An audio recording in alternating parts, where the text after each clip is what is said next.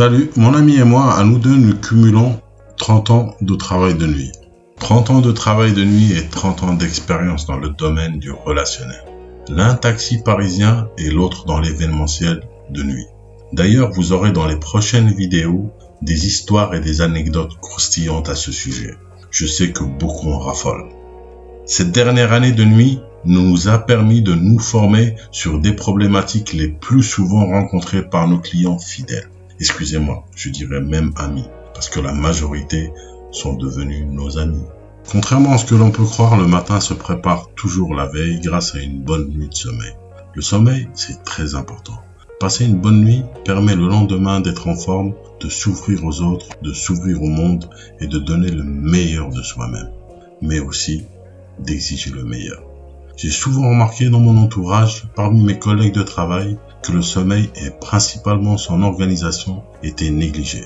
Alors je me suis penché sur ce sujet et j'ai découvert un domaine passionnant, un domaine plus que passionnant. J'ai appliqué étape par étape ce que j'apprenais au fur et à mesure et les résultats furent surprenants.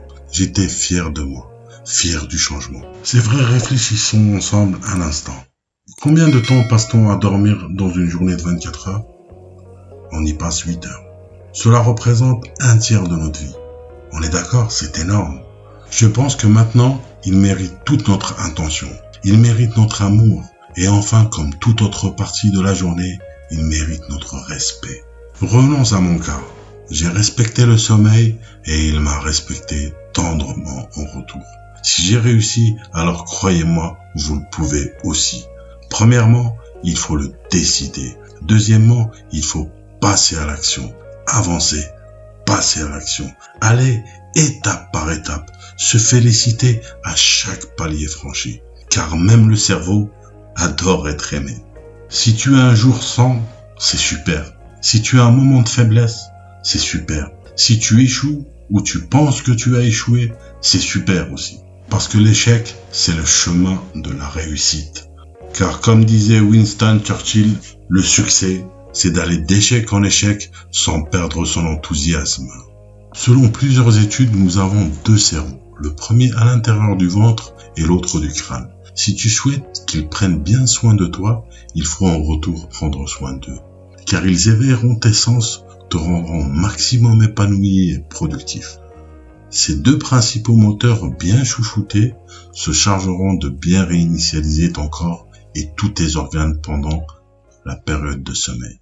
Bon, si tu veux bien préparer le marathon émotionnel que nécessite une journée, si tu veux booster ton système immunitaire et ainsi prévenir et lutter contre les maladies cardiovasculaires et autres maladies neurologiques, si tu veux ne pas connaître la dépression, si tu veux être moins étourdi pendant la journée et rester vif, si tu veux rester jeune, si tu veux favoriser tes relations sociales, si tu veux augmenter ta libido, tu verras, c'est simple, il suffit simplement de respecter ces trois principes.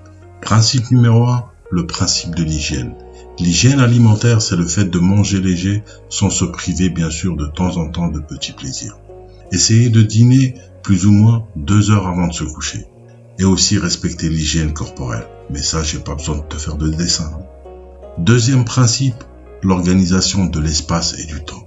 L'organisation de l'espace, c'est-à-dire bien ranger l'endroit où l'on dort, qu'il s'agit d'une pièce de 5 mètres ou de 50 mètres carrés, c'est très important pour que l'énergie dans la chambre circule de façon harmonieuse. L'organisation du temps. Essayez de se coucher chaque jour à la même heure, de façon à ce que votre corps soit réglé comme une montre suisse. Et enfin, le troisième principe. Le troisième principe, c'est le mode avion. Le mode avion, c'est le fait de se déconnecter et de tout éteindre. D'éteindre tous les appareils électroniques susceptibles de nous réveiller, tels que les smartphones, la télévision ou autres interrupteurs. Le prochain sujet sera tout aussi passionnant. Si tu me permets juste de te suggérer une seule chose, vas-y doucement, sans bruit, avec tendresse. Cela veut dire, passe à l'action.